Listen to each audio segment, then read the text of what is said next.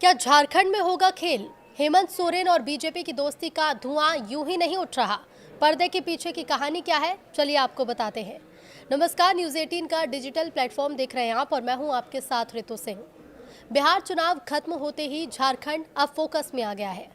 झारखंड की राजनीति में हलचल बढ़ गई है। हेमंत सोरेन और बीजेपी के गठबंधन की अटकलें तेज हैं। पहले मुख्यमंत्री हेमंत सोरेन का पत्नी कल्पना सोरेन के साथ दिल्ली दौरा, उसके ठीक बाद राज्यपाल का अमित शाह से मिलना, ये महज कोई संयोग नहीं दिख रहा है।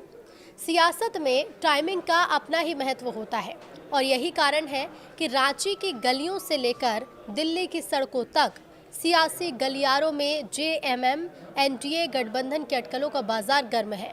दावा तो यहाँ तक भी किया जा रहा है कि हेमंत सोरेन खुद बीजेपी के टच में है। हालांकि जेएमएम ने इस दावे का खंडन भी किया, लेकिन तस्वीर अब भी धुंधली है सियासत में, क्योंकि कुछ भी परमानेंट नहीं होता। कब वक्त का पहिया घूम जाए कौन जानता है, वो भी ऐसे वक्त में जब जेएमएम के रिश्ते राजद और कांग्रेस से अच्छे नहीं दिख रहे। तो देखिए, झारखंड में बड़े राजनीतिक फेरबदल की आशंका अब संभावनाओं में बदलती नजर आ रही है। बिहार विधानसभा चुनाव में महागठबंधन को करारी हार मिली। इस हार के बाद झारखंड में भी इंडिया गठबंधन की नींव हिलती नजर आ रही है। सूत्रों का तो ये दावा है कि जेएमएम की राजद और कांग्रेस से बन भी नहीं रही। अब ऐसे में संभावना ये जताई जा रही है कि हेमंत सोरेन और बीजेपी के बीच नया गठबंधन हो सकता है। सवाल ये भी है कि आखिर जेएमएम और बीजेपी के बीच गठबंधन का धुआं कैसे उठा? क्या सच में हेमंत सोरेन की जेएमएम और बीजेपी मिलकर नई सरकार बना लेंगे? आखिर इंडिया गठबंधन में बात कहाँ बिगड़ी है जिसके चलते इन अटकलों को बल मिला है? तो अटकलों के पीछे की कहानी क्या है, चलिए आपको पर्दे के पीछे की इस कहानी को समझाते हैं। झारखंड विधानसभा में कुल 81 सीट है। बहुमत के लिए 41 विधायकों का समर्थन जरूरी है। वर्तमान में सत्तारूढ़ गठबंधन में जेएमएम के पास 34, कांग्रेस के पास 16, राजद के पास 4 और वामपंथी दलों के 2 विधायक हैं, जो कुल मिलाकर 56 का आंकड़ा बनाता है। लेकिन जेएमएम और बीजेपी प्लस गठबंधन वाला नया समीकरण बनता है तो ये आंकड़ा सीधे 58 पर पहुंच जाता है। अब इसे ऐसे समझिए कि अगर जेएमएम यानी जिनके पास 34 सीट है, बीजेपी के पास 21 सीट, एलजेपीआर के पास 1, एजेएसयू के पास 1 और जेडीयू के पास 1 है और इसके साथ अगर ये जुड़ जाए तो कुल 58 विधायक हो जाएंगे, जो बहुमत से काफ़ी ऊपर हैं और इंडिया गठबंधन से 2 ज़्यादा है। सवाल यह है कि इंडिया गठबंधन में आखिर ऐसा क्या हुआ जो हेमंत सोरेन की जेएमएम और बीजेपी के बीच गठबंधन की अटकलें शुरू हो गई? धुआं उठने की वजह क्या है? पिछले कुछ दिनों से हेमंत सोरेन और उनकी पत्नी कल्पना सोरेन दिल्ली में हैं। सूत्रों का दावा है कि हेमंत सोरेन बीजेपी के टॉप लीडर्स के टच में भी हैं। इधर मंगलवार को झारखंड के राज्यपाल संतोष गंगवार ने केंद्रीय गृह मंत्री अमित शाह से मुलाकात की। इस मुलाकात की टाइमिंग ने जेएमएम और बीजेपी के बीच गठबंधन के अटकलों को और हवा दी। सूत्रों ने कहा कि बिहार चुनाव के बाद इंडिया गठबंधन में दरारें साफ दिख रही हैं। हेमंत सोरेन फिलहाल ईडी की जांच का सामना कर रहे हैं।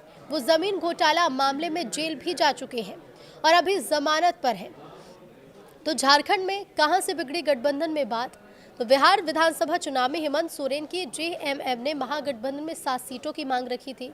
हेमंत सोरेन अपनी पार्टी के सिंबल पर अपना उम्मीदवार उतारना चाहते थे, लेकिन तेजस्वी यादव ने इस मांग को ठुकरा दिया था। जेएमएम बिहार में चकाई, धमदाहा, कटोरिया, पिरपैती, मनिहारी और जमुई के साथ झारखंड बिहार से सटे बॉर्डर इलाके की एक और सीट चाहती थी, लेकिन मजबूरी में बिहार में गठबंधन टूटा और जेएमएम ने बिहार में महागठबंधन से मुंह मोड़ लिया। तब जेएमएम महासचिव और प्रवक्ता सुप्रियो भट्टाचार्य ने कहा था कि हम राज्य में गठबंधन की भी समीक्षा करेंगे, क्योंकि हर बार विश्वासघात हुआ है। माना यह जा रहा है कि तभी से झारखंड के गठबंधन सरकार में खटास आ गई। तो क्या राजद कांग्रेस की राह जेएमएम से अब अलग हो जाएंगी?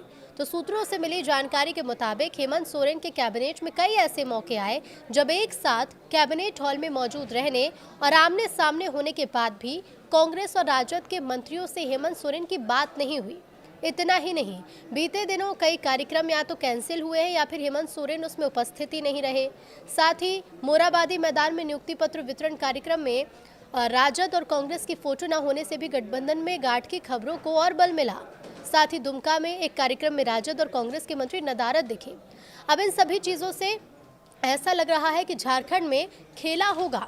झारखंड में सियासी हलचल से जुड़े 5 कुछ महत्वपूर्ण पॉइंट है जो हम आपको बताते हैं।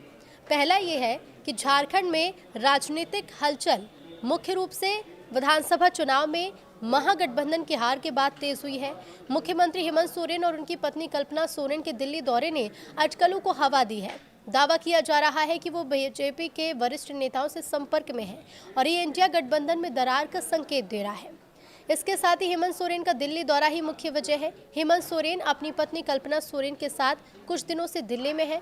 हालांकि जीएमएम ने इसे निजी यात्रा बताया, लेकिन सूत्रों का कहना है कि झारखंड में नए गठबंधन की स्क्रिप्ट लिखी जा रही है। और इसी बीच झारखंड के राज्यपाल संतोष गंगवार ने गृह मंत्री अमित शाह से भी मुलाकात की, जिसने इन अटकलों को और बल दे दिया। हालांकि इस पर अभी स्पष्ट रूप से कुछ कहा नहीं जा सकता, लेकिन सूत्र ये मानते हैं कि जीएमएम बीजेपी के साथ नया समीकरण बना सकती है, जिससे कुल 58 विधायक हो जाएंगे, यानी जीएमएम के 34, बीजेपी के 21 और अन्य 3। हालांकि जीएमएम ने इन रिपोर्ट्स का खंडन किया है, कहा है कि झारखंड झुकेगा नहीं। अब देखने वाली बात यह है कि आगे क्या होता है। इसके साथ ही एक पॉइंट ये भी है कि झारखंड विधानसभा में कुल 81 सीटें हैं, बहुमत के लिए 41 होनी चाहिए। वर्तमान इंडिया गठबंधन में जीएमएम के 34, कांग्रेस के 16, राजद के 4 और वामपंथियों के 2 विधायक हैं, जाने की कुल 56। अगर जीएमएम बीजेपी के साथ जाती है तो नया गठबंधन 34 + 21 यानी कि और एलजेपीआर एजेएसयू जेडीयू यानी कि कुल 3 सीटें और ऐसे में 58 का आंकड़ा छू सकता है, जो बहुमत से काफ़ी ऊपर है। अगर हेमंत सोरेन बीजेपी से हाथ मिलाते हैं तो झारखंड में सत्ता परिवर्तन हो सकता है, जो कांग्रेस और राजद के लिए एक बड़ा झटका होगा। हालांकि अब ये केवल अटकलें ही हैं, लेकिन इसे लेकर आपका क्या कहना है, हमें कमेंट बॉक्स में ज़रूर बताइए।